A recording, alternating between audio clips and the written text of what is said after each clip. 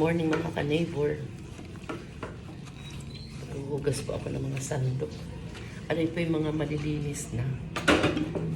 Kaya lang po ay nadumihan po siya.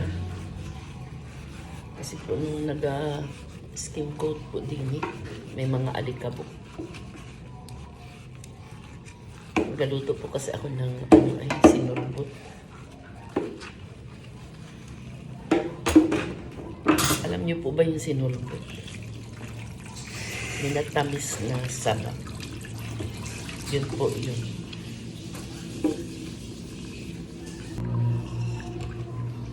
Yan, bago po tayong magluto ng sinulbot, syempre, kailangan po natin hugasan ang saba. Kasi po, ito ay ating binili sa palengke or bigay, ay kailangan po natin siyang hugasan. Ano po? Kasi siyempre kailangan malinis. Pag binalatan natin siya, baka may mga germs na po pwedeng nakakapit po sa saba. Kaya kailangan natin siyang hugasan.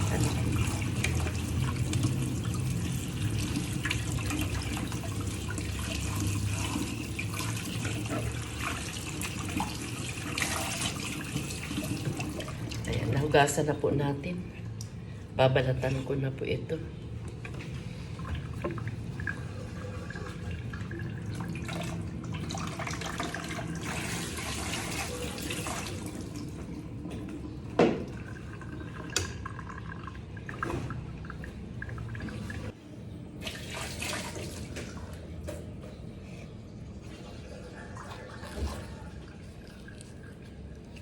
Hindi ko na po hihiwain. Para po buo. Ayan.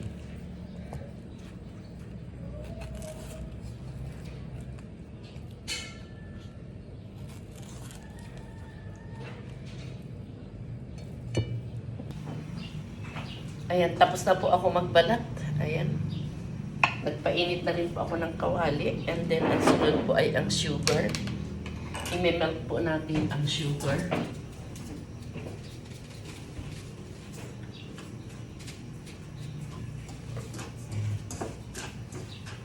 Kailangan po pag nagluluto ng sinulbot or minatamis na saba, i-melt po natin yung sugar. Kapag ito po ay tunaw na, bubuhusan po natin siya ng tubig.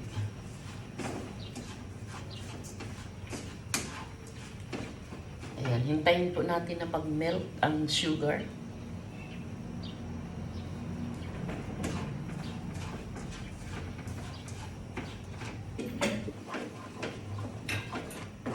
Ayan, nag-melt na po. Tunaw na po ang sugar. Ayan, nag-melt na po. Buhusan po natin ng tubig.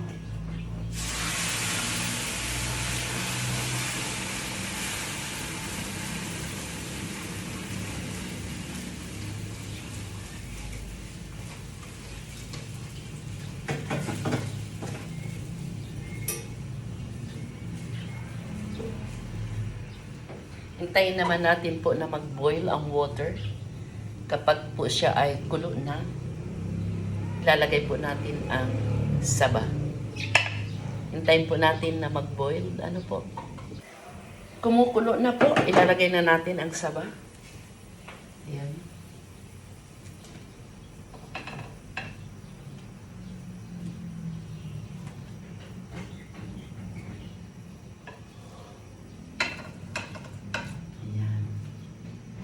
Ilagay na po natin ang saba. Hintayin naman po natin siyang maluto. Ano po, siguro mga 15 minutes po ito bago maluto.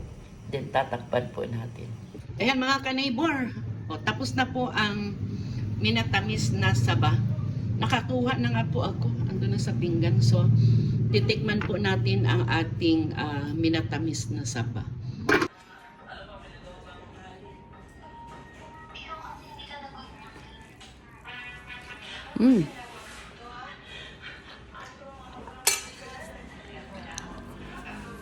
Kain po tayo ng sinulbot.